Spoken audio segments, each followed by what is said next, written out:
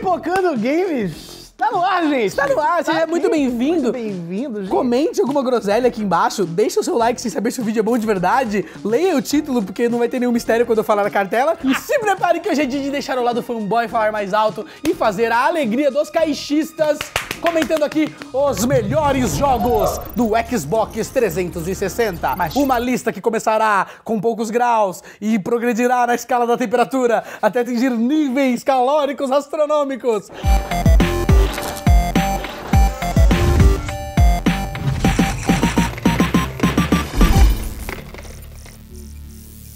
Seguinte, cara, tem como dar errado um shooter, o seu objetivo? Tem. Matar zumbis tem, eu sei, mas espera. Tem como dar errado, Tem mas como dar errado. no caso não. Mata zumbi, coisa boa. Além de ter uma escopeta mega apelona, você pode usar arma como, por exemplo, uma serra elétrica, uma katana.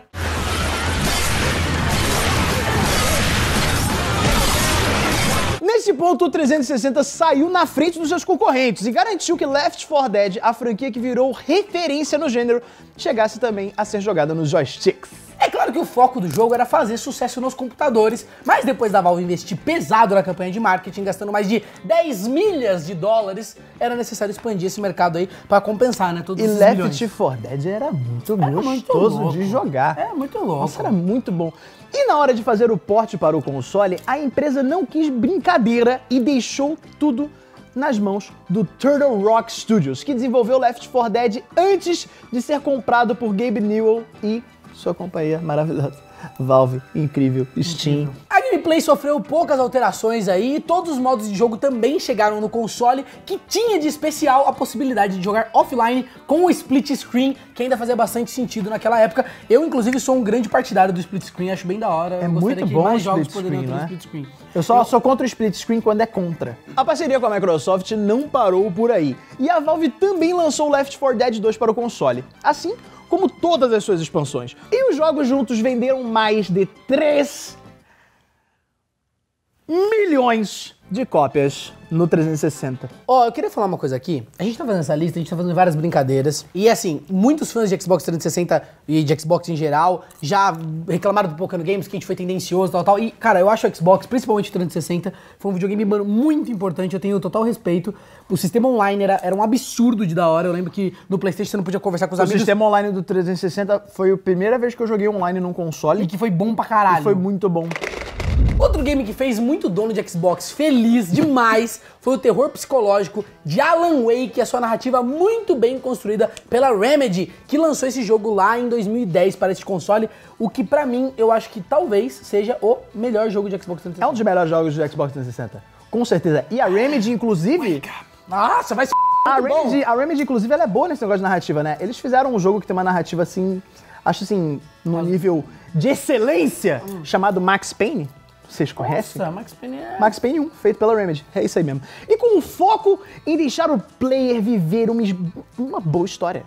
Apoiada por gráficos muito bonitos e a jogabilidade interessante para o gênero, o game foi uma boa resposta para quem zoava o console por não ter bons exclusivos na época.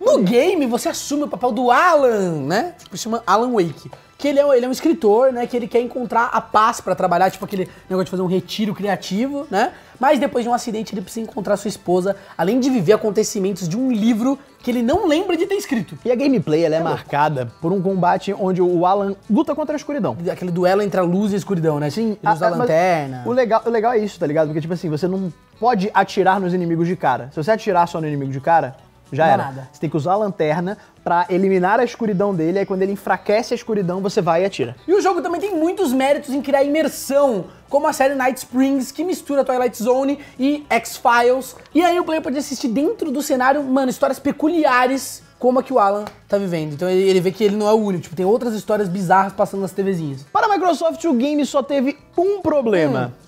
Não vendeu o suficiente. É verdade. Apesar de ter feito sucesso de crítica e com o público e com a imprensa especializada também, né? Porque é uma obra-prima. Estima-se que tenha vendido pouco mais de 3 milhões de cópias no console e no PC. O que era pouco pra um título que tava apostando tanto, tipo, um dos maiores exclusivos, coisa absurda, entendeu? Então, esse jogo não continuou sendo feito e saindo versões absurdas e tal, justamente porque flopou. As pessoas preferiam comprar um Street Fighter igualzinho a todos os outros que já existiam. Outro vacilo em relação a esse jogo é que se hoje em dia você quiser comprar ele, você não pode. Tipo, é isso mesmo, você tá vendo aqui, você tá muito interessado, mas Alan Wake não está mais disponível para vendas desde maio de 2017. Você tá me zoando? Quando eles venderam algumas licenças de música que foram utilizadas no jogo e aí, tipo, eles não têm mais direitos. Não, você tá brincando comigo. Morreu o jogo, tipo assim, eles não podem mais vender, eles não estão autorizados.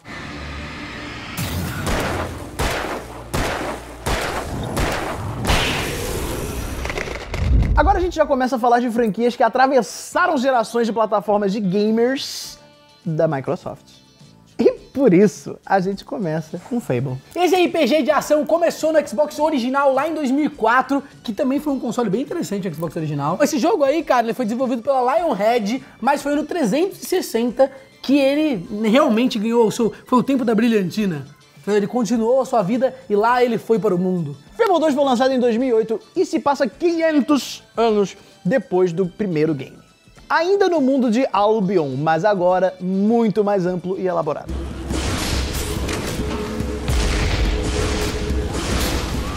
Eu até falei que eu não gosto tanto de Fable, mas eu tenho que admitir que é um baita jogo. E nessa segunda edição aqui, ele deu um salto da simplicidade de RPG de ação que ele tinha lá no primeiro, para um RPG em que as mínimas decisões fazem diferença no avançar da sua história. Tipo, sabe, na história do personagem mesmo, além de dar muito mais pro player fazer, né, do que, por exemplo, quests prontas, né, e ter que fugir de uns monstros no meio da quest e é isso aí, entendeu?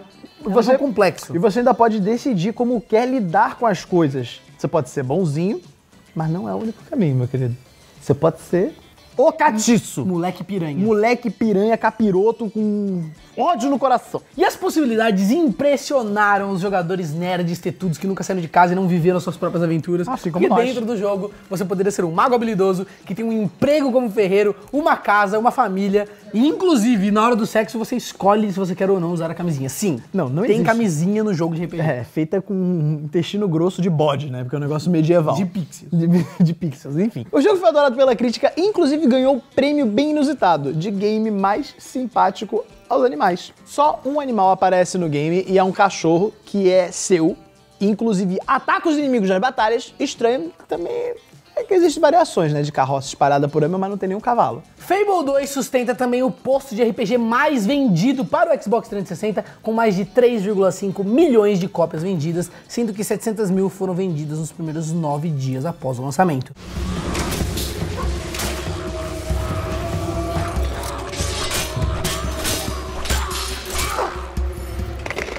Forza é para o Xbox o que o Gran Turismo um dia foi para o PlayStation, ou seja, o jogo referência quando se pensa em uma simulação de corridas automotivas para o console. Seguinte, eu sou o Gran Turismo, porém vou falar de Forza aqui, vamos controlar. Forza é uma das franquias do titio Bill Gates que mais produziu Ah, porque se joga um não pode jogar o outro? Pode, lógico que pode. Que mais produziu games, sendo 11 até o momento, e 5 deles foram lançados para o Xbox 360, o que mostra uma certa velocidade. É estranho, né? Conseguir fazer tantos jogos de corrida porque é rápido. no mesmo console. O primeiro deles foi o Forza Motorsport 2, que chegou com o pé na porta, querendo ser o melhor simulador visto até então, contando com o desenvolvimento do Wireless Racing Wheel, um volante da Microsoft totalmente compatível com o jogo. Já no terceiro game da série, os números começaram a intimidar. Mais de 400 veículos estavam disponíveis e distribuídos em diferentes categorias, além de um modo carreira em que o player podia participar de mais de 200 corridas diferentes.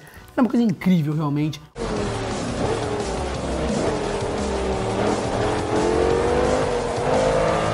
Em 2012, Forza já tinha passado dos milhões de cópias vendidas e colecionava prêmios. E mesmo sem ter um grande concorrente na plataforma, decidiu se reinventar e expandir as possibilidades com um spin-off que, cá entre nós, eu gosto mais do que o jogo original. Forza Horizon mudou o estilão sério dos games para algo um pouco mais arcade, deixando o jogo menos cabeçudo. E além disso, incluiu outros elementos que os players sempre esperavam, que era o mundo aberto. Ou seja, faz o jogo sério, ninguém quer jogar. As pessoas querem isso mesmo, carro passando em cima de carro, explosão. Olha só o que aconteceu agora com os Battle Royales, entendeu? É muita zoeira. Tinha CS, ninguém jogava, muito difícil, não conseguia acertar os tiros. Aí saiu o PlayerUnknown Battlegrounds. Aí foram jogar Battlegrounds. Explorando as estradas do Colorado nos Estados Unidos da América, o player precisa construir uma reputação. competindo em diferentes categorias de corridas, explorando o mapa ao máximo, até mesmo para encontrar veículos raros. A verdade é que, sendo simulador, sendo algo um pouco mais casual, Forza tem acertado constantemente ao ponto de se tornar uma franquia anual, alternando entre as duas séries sem falhar desde 2012 e hoje em dia bate de paro ali com o Gran Turismo, que era o maior competidor. Inclusive dizem, né, que as últimas versões foram melhores ainda que o Gran Turismo e que se tornou um jogo realmente muito competente. Eu parei de seguir tanto a cena, mas fica aí todos os meus créditos para jogos de corridas incríveis. Forza, parabéns. Ele só gosta de Gran Turismo, gente. Nem confia nele.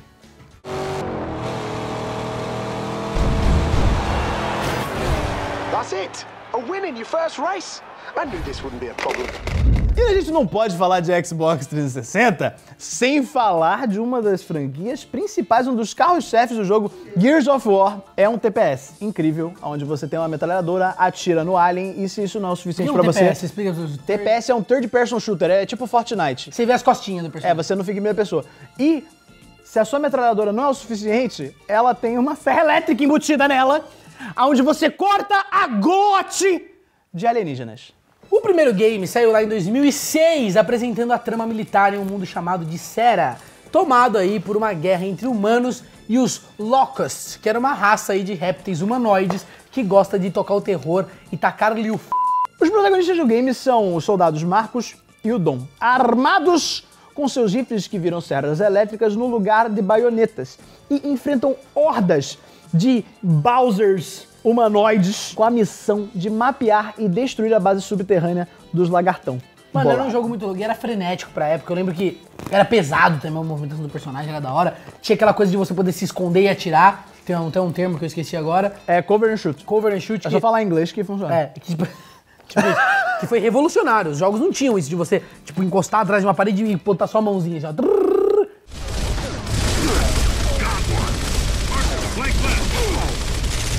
O game foi considerado um dos mais imersivos e graficamente trabalhados do console lá na época, além de ser muito divertido, com uma mecânica de combate que envolvia utilizar muitos covers, né? Fora fatiar lá os Locusts com serras elétricas, e vale dizer que tinha um modo co-op offline. Que era incrível! Era muito louco. Nossa, eu tava com isso aqui engasgado, eu ia Que era muito louco. seriamente. Nossa, o co-op desse jogo é uma delícia. O jogo vendeu mais de 1 milhão de cópias nas 2 primeiras semanas, além de ser o mais acessado na live, batendo Halo 2, que era o líder de acessos até então. A sequência chegou em novembro de 2008, repetindo tudo que tinha de bom na primeira, com uma campanha foda, apesar do último chefão ser meio broxante. E melhoraram também o sistema de combate, revendo o poder de algumas armas, e um multiplayer ainda mais legal, que já era muito bom. Era muito bom mesmo. E além de diferentes modos de competição como Deathmatch, King of the Hill, o multiplayer de 5 contra 5 podia ser jogado de forma local, com bots. Ou seja, se você aí tinha aquele Xbox fora da lei e não podia entrar na live porque você é fora da lei, Você podia se divertir. você podia se divertir com os bots. O jogo vendeu 3 milhões de cópias no primeiro mês e conquistou alguns prêmios como melhor apresentação da E3 2008 e melhor game de ação do Game Critics Awards, que é tipo o Oscar dos videogames.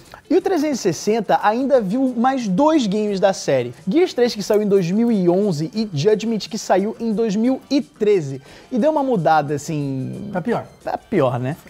Algumas pessoas vão pegar esse vídeo e vão cortar. Piorzinho porque eu joguei e é do caralho.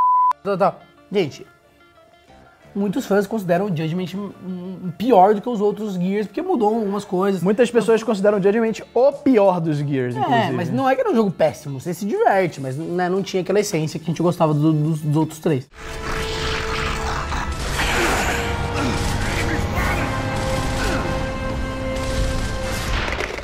Agora eu quero saber se você aí de casa tá ligado o que é um Killer App.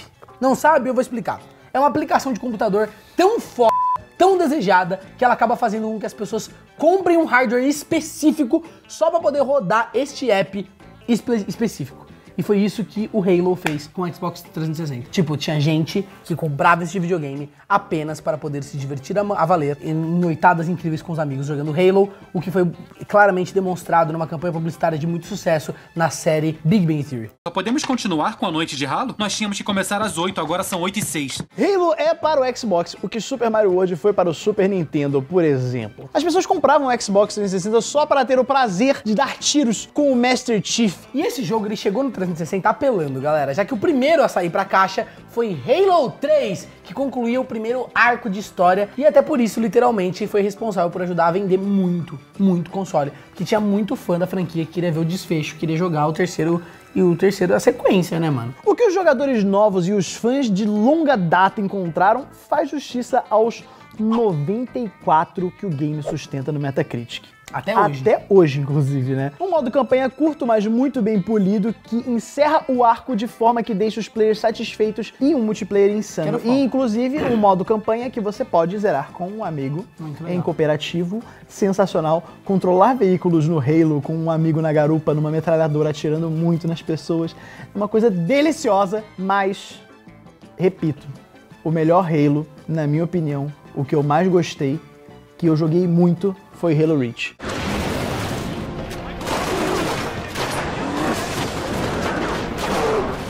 E você tem dúvida de que esse multiplayer era bom? Só pra vocês terem uma ideia, 1 milhão de jogadores acessaram os servidores do game nas primeiras 24 horas depois do lançamento. Halo bateu recordes, sendo o exclusivo mais vendido do Xbox 360, além do jogo mais vendido entre todos os jogos do ano de 2007, com mais de 4,7 milhões de cópias voando na cara do consumidor que estava querendo muito dar tiro nas pessoas. E no total, o Xbox 360 viu 9 jogos dessa franquia, incluindo spin-offs e o relançamento dos primeiros games originais lá do Xbox original. E sem dúvida, tem o seu lugar aqui na história dos games, não só para os caixistas, mas para todos os jogadores no geral que gostam desses gêneros que o Halo ajudou a construir e colaborou muito para a evolução. Chegando agora nos nossos 950 graus.